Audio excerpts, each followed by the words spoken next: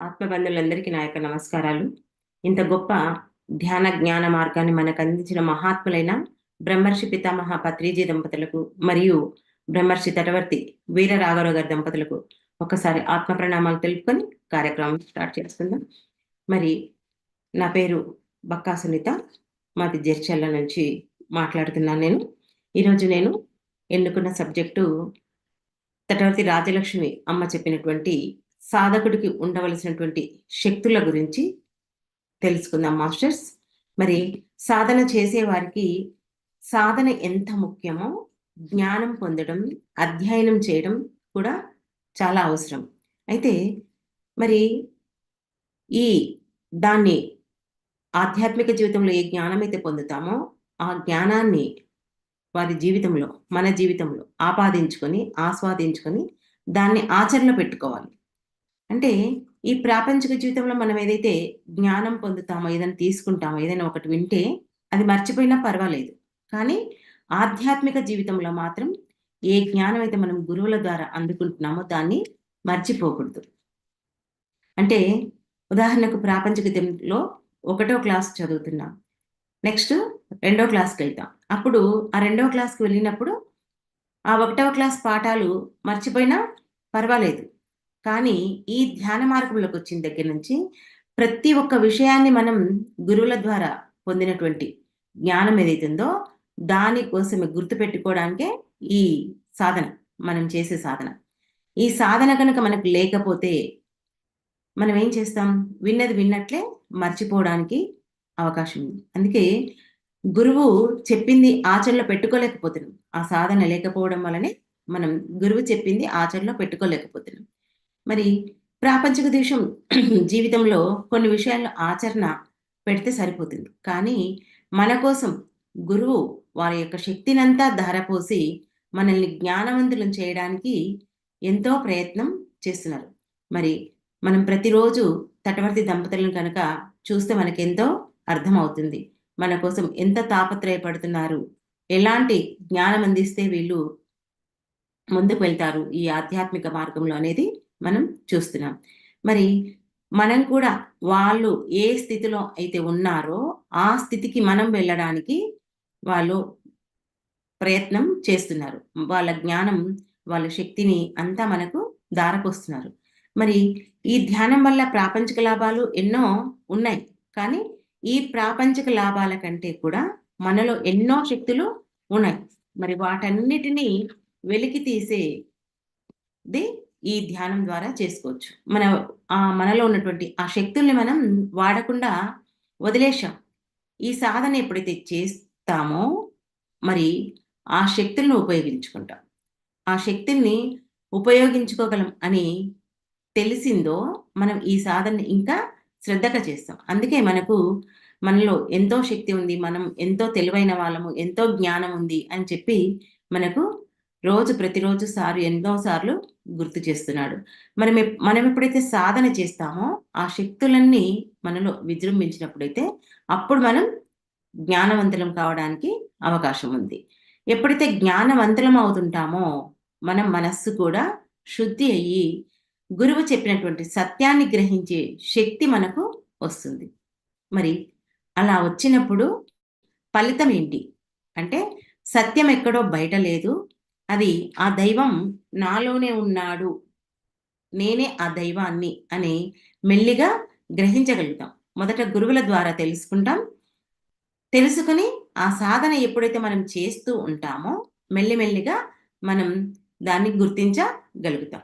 అందుకని ఆ శక్తిని పెంచుకునే ఈ మార్గం ఏదైతే ఉందో ఆ ధ్యానం మనకు గురువు ద్వారా జ్ఞానం చెప్తూ సాధన చేయిస్తుంటారు.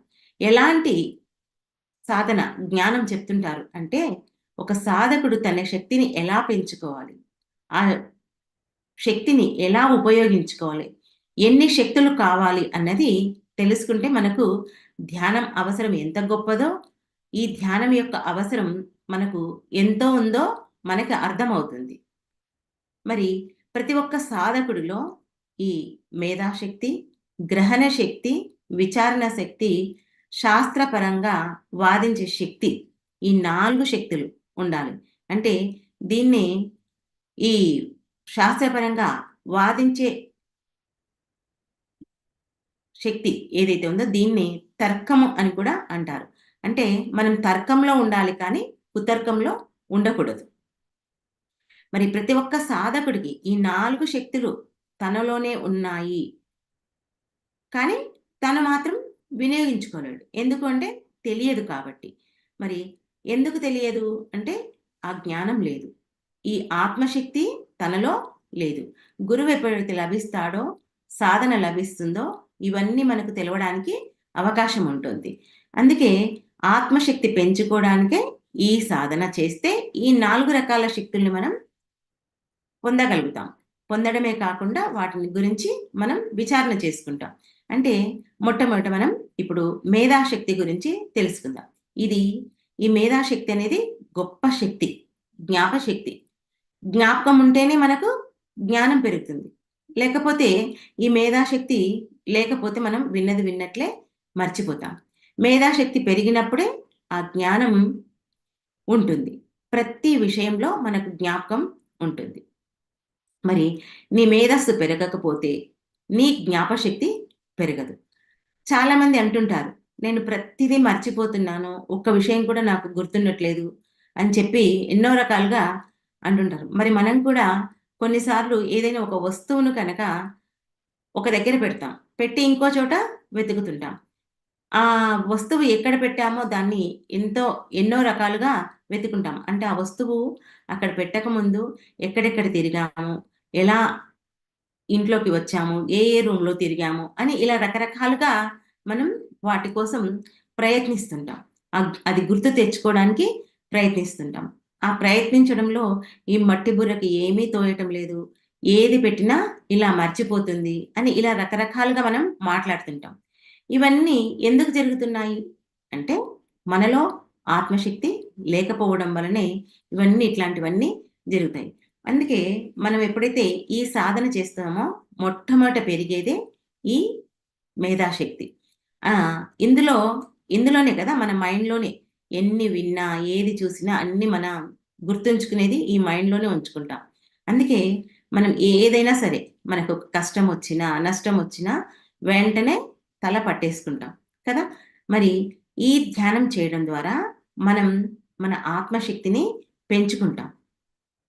ఎందుకు కోల్పోయాం ఈ ఆత్మశక్తిని? అంటే ఈ ప్రాపంచిక విషయాల్లో మనం ఎక్కువ తిరగడం, మరి వాటినే ఈ మనసులో పెట్టుకోవడం, అంటే ఈ కళ్ళ ద్వారా చూసినేటివి, ఇంద్రియాల ద్వారా గ్రహించినవి అన్నీ మన మనసులోనే పోగేసుకుంటాం. మరి ఈ ఒక్క జన్మదే కాకుండా మనం గత జన్మలయి కూడా ఇందులో పెట్టుకుంటాం.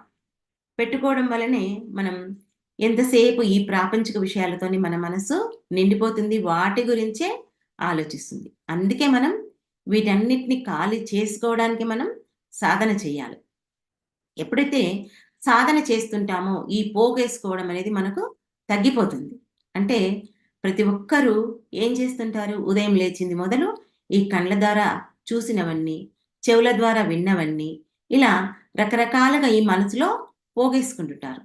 ఈ సాధన చేయడం వల్ల మనం ఎక్కడెక్కడ ఉన్నా వాటన్నిటిని ఎంత పోగేసుకున్నా ఈ మనసులో వాటి నుంచి బయటపడడానికి అవకాశం ఉంటుంది సాధన వల్ల.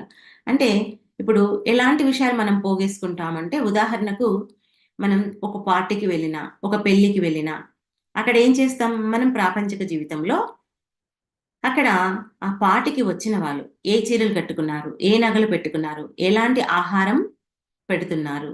ఎలాంటి కారులో వచ్చారు? ఇలా రకరకాలుగా ఎలాంటి హ్యాండ్ బ్యాగులు వేసుకున్నారు?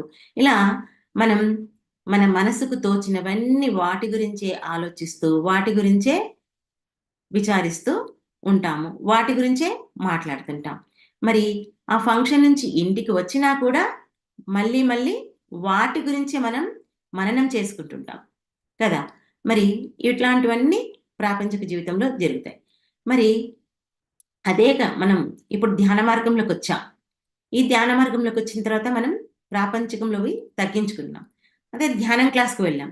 ధ్యానం క్లాస్‌కి వెళ్ళినప్పుడు అక్కడ మనం వేటి గురించి ఆలోచించం. ఈ చీరలు కానీ, నగలు కానీ, సొమ్ములు కానీ, కార్లు కానీ, ఆహారం కానీ ఏది మనం ఆలోచించం.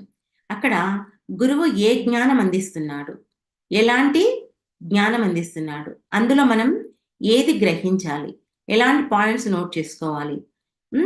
అక్కడ మనం ఆహారం కోసం కాదు, అది మన శరీరాన్ని నిలుపుకోవడానికి మాత్రమే ఈ ఆహారాన్ని తీసుకోవాలి అని ఇలా రకరకాలుగా మనం ఆలోచిస్తుంటాం. చూడండి మన దృష్టి ఎలా ఉంటుంది, ప్రాపంచిక జీవితంలో ఎలా ఉంది, ఆధ్యాత్మిక జీవితంలో ఎలా ఉందనేది మనం ఇక్కడ గమనించవచ్చు.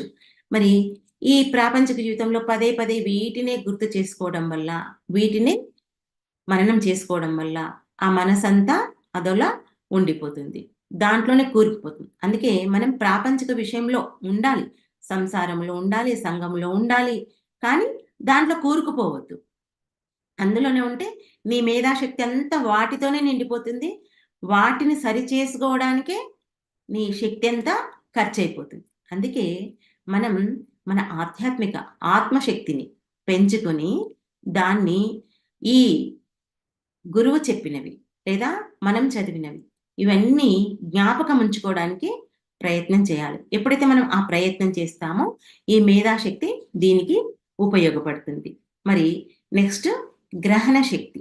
అంటే ఈ గ్రహణ శక్తి ఎట్లా ఉంటుందంటే మనం ఏం చెప్పినా ఒక్కసారే చెప్పినప్పుడు, విన్నప్పుడు అది యథాతథంగా సత్యం గ్రహించే శక్తి మనకొస్తుంది.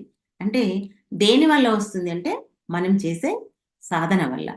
ఇప్పుడు మనం ఈ రోజుల్లో గమనిస్తే గనక మరి మనం ఈ ధ్యాన మార్గంలోకొచ్చాం. వచ్చినప్పుడు మనకు మన గురువుగారు చెప్తున్నారు ఆత్మే దైవం అని. మరి మనం పూజలు మానేసి ధ్యానం చేస్తున్నాం. కానీ ఇంకా కొంతమంది ధ్యానం చేస్తున్నారు అంటే వాళ్ళకు గురువు చెప్పిన మాట 100% ఇంకా అవగాహన రాలేదు. కాబట్టే వాళ్ళు పూజలు మానలేకపోతున్నారు. మరి కాబట్టి మనకు ఎప్పుడైతే నమ్మకం కలగదో మన చుట్టూరా ఉన్నటువంటి పరిస్థితులు కూడా మనకు సహకరించవు. సహకరించక మనం ఏం చెప్తాం, ఇక్కడ వేరే వాళ్ళపై అబండాలు వేస్తుంటాం. ఇక్కడ ఎవరి కోసమో మనం ఎంచవద్దు, మన తప్పుల్ని ఎంచవద్దు. అంటే మనం సత్యాన్ని నమ్మినట్లయితే మన భర్తపై కానీ, మన అత్తగారిపైన కానీ, మన సంసారంలో ఉన్న కుటుంబ సభ్యులపైన కానీ ఈ తప్పుని మనం వెయ్యం. ఎందుకు అంటే మనకు చేసే ఇష్టం ఉన్నప్పుడు వాళ్ళపై ఎలా ఈ నిందను మోపుతాం. మనకే అవగాహన సరిగ్గా లేదు. మనకి ఎప్పుడైతే 100% అవగాహన కలుగుతుందో అప్పుడు అందరూ సహకరిస్తారు.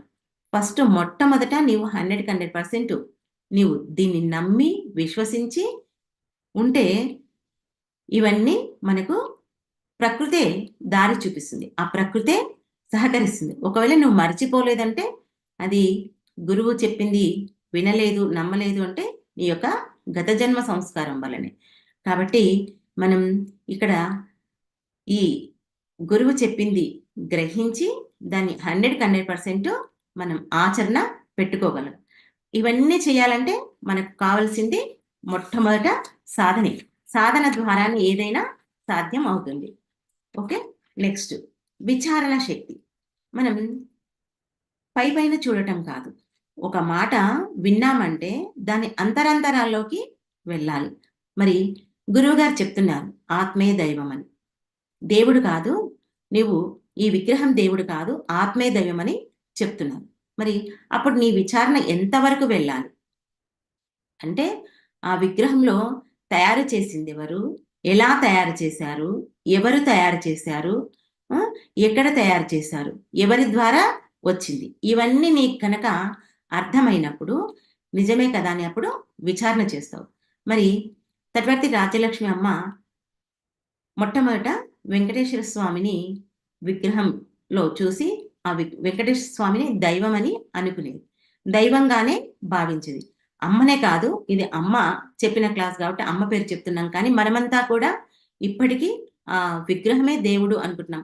ఎప్పుడైతే మనం ప్రతిరోజు తటవర్తి సార్ క్లాసులు వినడం వల్ల మనలోనే దైవం ఉందని మనం ఇప్పుడు ఆ స్థితికి వచ్చాం. కానీ ఇది అమ్మ చెప్పిన క్లాస్ కాబట్టి అమ్మ అనుభవంతో చెప్పడం జరుగుతుంది. అయితే ఈ ఆత్మే దైవం అన్నప్పుడు మరి పత్రి సార్ వచ్చి చెప్పారు, విగ్రహం దేవుడు కాదు కదా, ఆత్మలోనున్న ఆత్మే దైవం కదా అని అన్నప్పుడు అప్పుడు విచారణలోకి వచ్చింది అమ్మ. అయితే అప్పుడు ఆలోచించింది. ఆలోచిస్తే ఎలా ఈ విగ్రహం, ఈ వెంకటేశ్వర స్వామిని, అంటే అమ్మ వాళ్ళు వెంకటేశ్వర స్వామి గుడిని కట్టించారు కదా, దాని గురించి తెలుసుకుందాం. అయితే తటవర్తి సారు ఒక శిల్పి దగ్గరికి వెళ్ళి ఒక ఊహా చిత్రాన్ని ఇలా ఇచ్చి, దీనిలా ఈ విగ్రహాన్ని తయారు చేసి ఇవ్వాలి అన్నప్పుడు, ఆ ఫోటో చూయించి చేయాలన్నప్పుడు ఆ శిల్పి ఒక శిల్పాన్ని తీసుకొని చెక్కించి దాన్ని తీసుకొచ్చి ఇచ్చారు. అంటే మరి ఆ విగ్రహం ఆ గర్భగుడిలో నిలవక ముందు ఎంతమంది ఎత్తుకొచ్చారు? దాన్ని ఆ గర్భగుడిలో ప్రతిష్ఠించక ముందు ఎవరెవరు ఏం చేశారు? అంటే అది ఏ ఒక్కరి వల్ల సాధ్యం కాదు కదా, ఎంతోమంది ఆ విగ్రహాన్ని తీసుకురావాలి. తీసుకొచ్చిన తర్వాత దానికి ప్రతిష్ఠ చేయడానికి అందరూ ఆ స్తోత్రాలు చదవడము, ఆ నామం యంత్రాలిచ్చి జపం చేయించడం, ఇవన్నీ జరుగుతాయి. ఇవన్నీ మరి మనలాంటి మానవులే అక్కడ చేశారు ఆ విగ్రహాన్ని ప్రతిష్ఠించడానికి. మనలాంటి మానవులంతా ఎంతోమంది కలిస్తేనే ఆ విగ్రహం గర్భగుడిలో పెట్టడం జరిగింది కదా. మరి ఆ గర్భగుడిలో పెట్టకముందు ఎంతమంది ముట్టుకున్నా, ఏమి చేసినా ఎలాంటి ఆచారాలు, ధర్మాలు లేవు. ఎప్పుడైతే అది గర్భగుడిలో ప్రతిష్ఠింపబడిందో అప్పుడు ఈ పూజలు, అభిషేకాలు, జపాలు, ఆ! పసుపు కుంకుమలు ఇవన్నీ అక్కడ ఆచారంగా తయారైతాయి. అంటే మానవుడి యొక్క ఆలోచన విధానం ఎలా ఉంది చూడండి. అంతకుముందు లేనివన్నీ ఎప్పుడైతే ఆ విగ్రహం గర్భగుడిలో పెట్టకముందు ఏవేవైతే చేశామో, గర్భగుడిలో పెట్టిన తర్వాత వాటినేవి మన ద్వారా చేయించరు. కేవలం ఒక బ్రాహ్మణుని ద్వారా మాత్రమే అవన్నీ జరుగుతాయి. అంటే మన ఆలోచన విధానం వల్లనే మన యొక్క ధర్మాలన్నీ మారాయి. మరి ఇంత విచారణ మనం చేయాలి. అప్పుడే మనకు అవగాహన శక్తి పెరుగుతుంది. మరి ఏ విషయం చూసినా మనం విచారణ చేస్తే గనక మనం మన మేధస్సుకు పదును పెడతాం. పదును పెట్టినప్పుడే అన్నిటినీ గ్రహిస్తాం. ఇదే విచారణ శక్తి. మరి ఇంకా శాస్త్రపరంగా వాదించే శక్తి ఉండాలి. అంటే మనం చదివే స్వాధ్యాయం వల్ల శాస్త్రపరంగా ఎవరితోనైనా మనం వాదించగలం. అంటే కొంతమంది చెప్తారు ఏదైనా ఎవరైనా ఇస్తే తీసుకోవచ్చు అని. కానీ పతంజలి మహర్షి చెప్తారు అపరిగ్రహం అస్థేయం ఉండాలి అని చెప్పి చెప్తారు. మనం పతంజలి యోగ శాస్త్రంలో తెలుసుకున్నాం. మరి అది చదివితే కనుక, దాన్ని అర్థం చేసుకుంటే కనుక మనం ఎవరితో ఏది ఉచితంగా తీసుకోం. ఇవి గనక ఇవి తెలియని వాళ్ళు, తెలుసుకున్న వాళ్ళు ఇలా ఉంటారు. తెలియని వాళ్ళు, ఇది తెలుసుకోలేని వాళ్ళు ఏం చెప్తారు అంటే, గత జన్మలో వాడు బాకీ ఉన్నాడేమో, నాకిస్తున్నాడేమో, నేను తీసుకుంటున్నా అని మూర్ఖంగా వాదించే వాళ్ళు కూడా ఉంటారు కదా. అయితే ఇక్కడ మనకు తెలుసు కాబట్టి, ఈ శాస్త్రాలు ఎవరైతే అధ్యయనం చేశారో వాళ్ళకి తెలుసు కాబట్టి, ఎవరైనా ఏదైనా ఇస్తే ఉచితంగా తీసుకోరు. వాళ్ళకు తిరిగి ఏదో మనకున్న జ్ఞానం ద్వారానో, మనకున్న సేవ ద్వారానో ఏదో ఒక రకంగా తిరిగి వాళ్ళకు అప్పచెప్తాం. ఇది యోగ శాస్త్రంలో మనకు పతంజలి మహర్షి చెప్పిండు. అంటే ఇప్పుడు ఇవన్నీ తెలియడం ద్వారా మనం ఉచితంగా తీసుకుంటామా ఎవరి దగ్గరైనా? ఏది తీసుకోం. ఇవన్నీ మన జ్ఞాపశక్తిని పెంచడానికి, ఏ విషయము విన్నా, చూసినా, చదివినా అర్థమయ్యేటట్లు మనం గ్రహించేటట్లు, మన శక్తి పెరగడానికి, మన విచారణ చేసుకోవడానికి, ఈ విచారణ శక్తి పెరగడానికే మనం ఇవన్నిటిని తెలుసుకోవాలి. మరి ధర్మం గురించి తెలిసినప్పుడు, ఆ ధర్మాన్ని ఆచరించినప్పుడు, మరి ఆ ధర్మంగా జీవించడానికి ఈ సాధన చేయిస్తారు మన ద్వారా గురువులు. మరి గురువు చెప్పింది మనం ప్రతి ఒక్కటి ఆచరించగలుగుతాము. శిష్యుడు కూడా గురువంతటి వాడుగా ఎదుగుతాడు. గురువు చేసే ప్రతి పని శిష్యుడు చేయగలుగుతాడు. మరి మనం ఎగ్జాంపుల్‌గా మన కళ్ళ ముందే మనకు తటవర్తి సార్ కనిపిస్తున్నాడు. మరి పత్రి సార్ ఏదైతే చెప్పారో అక్షరాల తూచా తప్పకుండా మనకు తటవర్తి సార్ అవన్నీ చేసి చూయిస్తున్నాడు. మరి ప్రతి ఒక్కరూ మాస్టర్‌గా ఎదగాలి అని చెప్పేసి పత్రి సార్ అన్నారు. తటవర్తి సారు అది అక్షరాలా చేసి చూపిస్తున్నాడు. మరి పత్రి సారు ఏ విధంగా అయితే ఊరూరు వెళ్ళి తన జ్ఞానాన్ని అందించేవాడో, తటవర్తి సారు, తటవర్తి దంపతులని చెప్పొచ్చు మనమిక్కడ. తటవర్తి సారు కూడా కాదు. తటవర్తి దంపతులు ఇద్దరు వాళ్ళ యొక్క వయసును కూడా లెక్కించకుండా ఎంతో వాళ్ళ శక్తిని, వాళ్ళ సమయాన్ని, వాళ్ళ జ్ఞానాన్ని ఊరూరు తిరిగి ఈ జ్ఞానాన్ని అందిస్తున్నారు.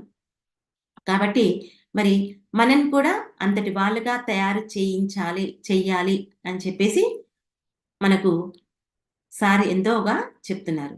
మరి వాళ్ళ యొక్క శక్తిని ఎలా వస్తుంది మరి వాళ్ళకంత శక్తి? అంటే వాళ్ళు పంచే జ్ఞానం ఏదైతే ఉందో, ఆ జ్ఞానం అందుకోవడం ద్వారా అందరికి అందించడం ద్వారా ఈ ప్రకృతి మన వాళ్ళకు సహకరిస్తుంది. సహకరించడం వల్లనే వాళ్ళు అంత పని చేయగలుగుతున్నారు. మరి గురువు చెప్పినప్పుడు మనం చాలా శ్రద్ధగా వినాలి. వింటేనే మన ఇం ఇంకా ఎన్నో విషయాలు మనం గ్రహించగలుగుతాం. అంటే మనం విన్నప్పుడు ఎలా ఉండాలి అంటే, మన ప్రక్కన ఏం జరుగుతుందో అనేది కూడా మనం పట్టించుకోవద్దు. గురువు చెప్పినప్పుడు అంత శ్రద్ధగా మనం, అంత ఏకాగ్రతగా వినాలి. అప్పుడే మనం గురువు చెప్పింది అక్షరాల ఆచరించగలుగుతాం. గురువు చెప్పినప్పుడు వినకుండా, మనకు యూట్యూబ్‌లో ఉంటుందిలే, పక్క వాళ్ళెవరినైనా అడిగి తెలుసుకుందాంలే అని ఏమాత్రం ఉండకూడదు.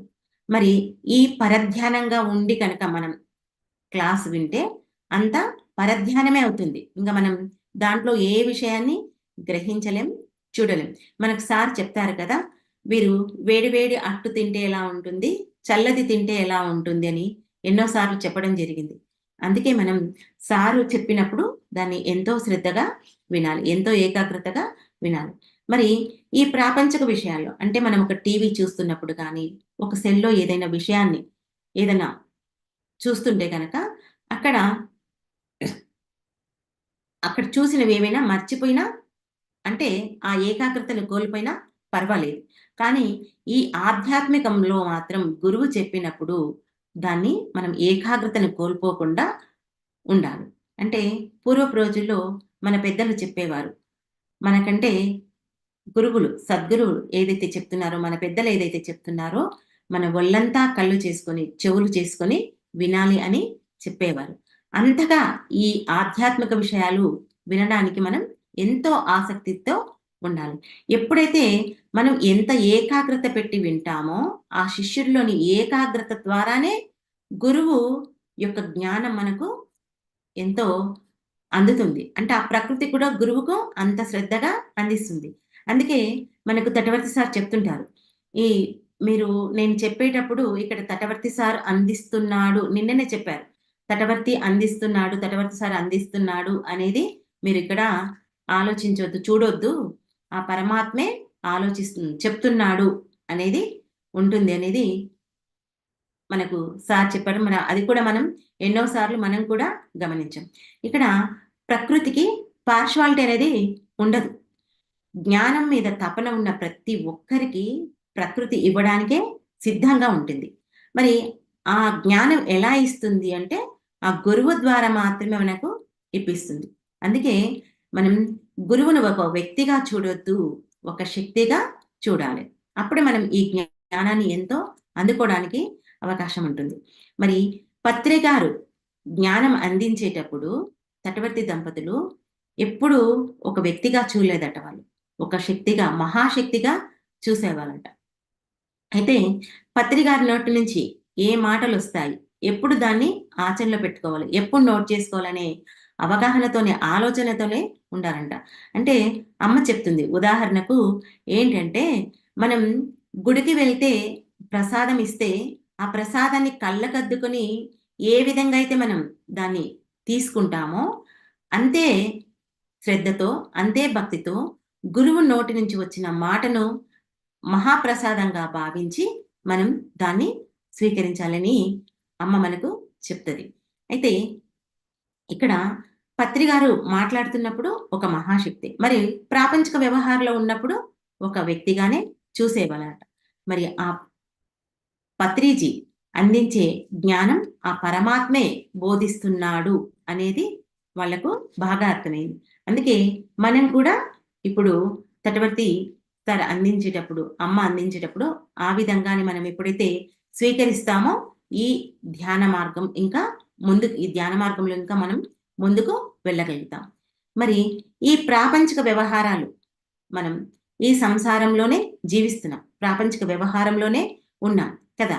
మరి ఇక్కడ మనం ఏం ఆలోచించాలి అంటే ఈ ప్రాపంచికంలో ఏదైనా మనం ఆహారం తీసుకున్నా, వండినా, తిన్నా ఇక్కడ మనం వాటి గురించి మర్చిపోవాలి. పదే పదే వాటిని గుర్తుపెట్టుకోవద్దు.